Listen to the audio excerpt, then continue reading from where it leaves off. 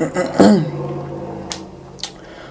guys, so today I'm going to be doing my research paper presentation, and we're going to be talking about the tobacco-free zones that were established in the City of Mount Pleasant Parks and Recreation Department. And I think this is a really good key issue that we need to address, because people don't realize what impact this sort of thing can have on both the health of our parks and the health of our overall people. So without further ado, let's get ready to do it. So the policy that I was doing is this Mount Pleasant Department of Parks and Recreation policy, where they established tobacco-free zones in Mount Pleasant, in the parks of Mount Pleasant and recreation areas. And this really included playgrounds, shelter rentals, which I've worked for the parks for 3 years, and we rented a lot of rentals to shelters, and a lot of playgrounds are being used by young people.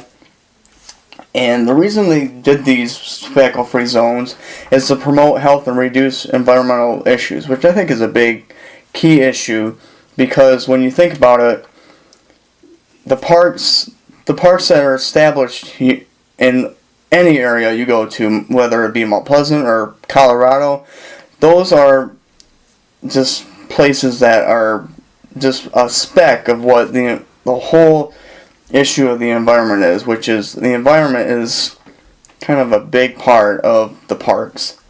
So yeah, this is a really big policy issue, and I think Mount Pleasant did a really good job, for the most part, about promoting the health and reduce environmental issues.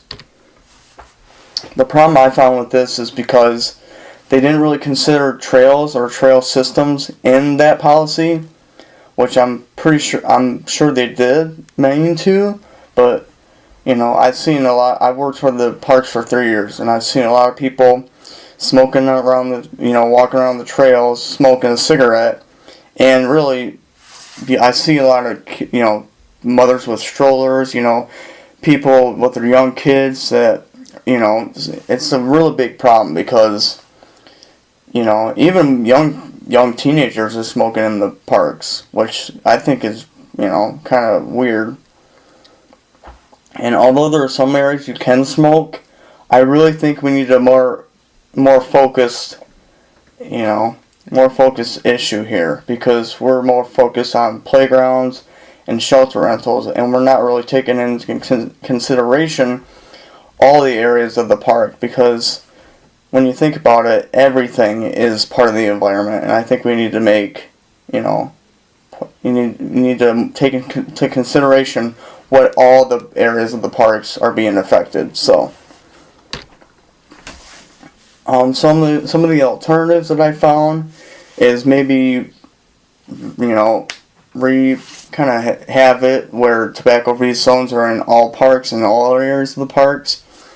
That could work. Another alternative is education. We need to probably educate people about the impacts on smoking in parks and also in general. And government involvement was one that I really thought would be a really key issue, because government is probably the most powerful, the most powerful, thing that we can do to make this, so. Let's look at the alternative one, which is to I think we need to reread the policy and find ways to interpret all areas of the parks and not just tobacco-free zones. I think we get, I get it that there's a big area and there's only so much that, people can do with the parks. But I think if we could do this, it could really help with the overall health of the people, and it can also impact the overall health and the environment. And I see a lot of people frequent the trails. Like I said before, they frequent the trails even more than the parks. I mean, one of the trails is part of the Mill Pond Park. It's a big area, and we just need to take into consideration these things. And I think if we do that, it might be able to be it might be beneficial for both the people and the environment.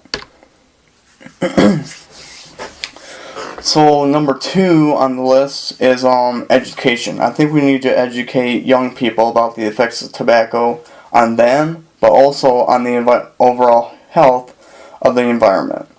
One of the things that I thought really caught my eye is tobacco farming. You know, the sort of farming accounts for about 1% of land use, yet causes a disproportionate 2.2 to 4% of global deforestation. And you might not think that's a big deal, but really, deforestation is a huge issue in the Department of the Parks and Recreation. I mean, really, if we don't have trees or, all these habitats, there's no reason for these, for nature to live. I think education could really motivate youth to put an end to smoking in parks, or at the very least educate them more and more about what the various impacts of smoking has on the environment of all the parks they come to visit. And I think this might be a good idea, because a lot of these kids just don't understand what kind of impact cigarettes and nicotine has on the environment and all this. They play in these areas and they don't really care. They could care less what the environment looks like. I mean, they could care less until it's too late, But alternative 3, I really think we need to get the government involved, because government is a very powerful thing. I was reading this article by NRPA, which is the National Recreation and Parks Association, which they changed it to NParks, but that's beside the point. And there had been about 1,200, oh, I got that wrong, but if I'm reading this right, yeah, 1,260 cities have tobacco-free parks, including Boston and Los Angeles. And they have really the government to thank for that. And I think government is huge in making sure these issues become resolved. And I think if we get the government involved and start emulating laws in this might help with the overall tobacco-free parks in not only Mount Pleasant area, but in every area of the parks.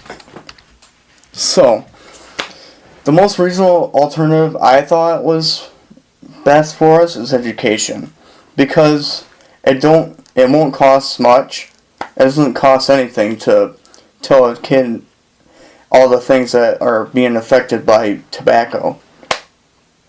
And education really doesn't require a lot of running around as much.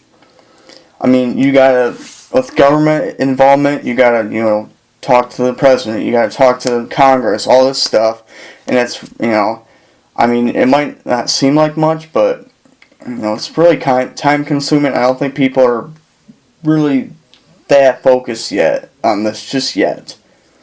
I think they need to be educated first on how the things are being impacted, and that way, I think they have a very more powerful approach when it comes to this kind of issue. And also it can help a lot of young people who are interested in learning more about the effects of tobacco use in the parks. I think this will help them understand just how the impacts on tobacco really are, and how the issues are being affected by these tobacco-free zones. I mean,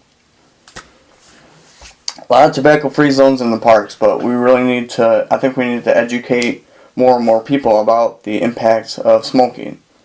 And, it might help some people, it might not help people quit smoking, but at the very least, it could help another generation learn about it, and maybe that next generation will fight to get more and more tobacco-free zones in all the parks in Mount Pleasant. And I think that might be the most powerful thing that could ever be. So, one of the outcomes that I felt that would come out of this would be, it's like, again, it'd be more beneficial for both the environment and the people that inhabit the parks.